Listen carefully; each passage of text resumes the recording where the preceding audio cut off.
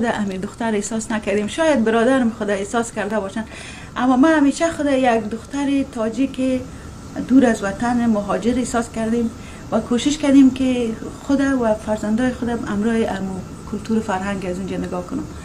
ما هیچ وقت احساس پادشاهی و احساس سلطنت نکردم. نه چیزی که در زندگیم افتخار میکنم و با تمام بچه هایم گفتیم ایسته که شما تاجیک هستین، شما تاجیک هستین و با تاجیک بودنتان افتخار کنید. بخارایی نواسه سید عالمشاه امیر بخارا کارامگاهشان در شهدای سالین هست و طوری که میبینیم در اطرافشان اولادایشان، دخترایشان، نتیداشان نسبت مریضی قاید حالشان بود وفات کردن. هستن همینجا.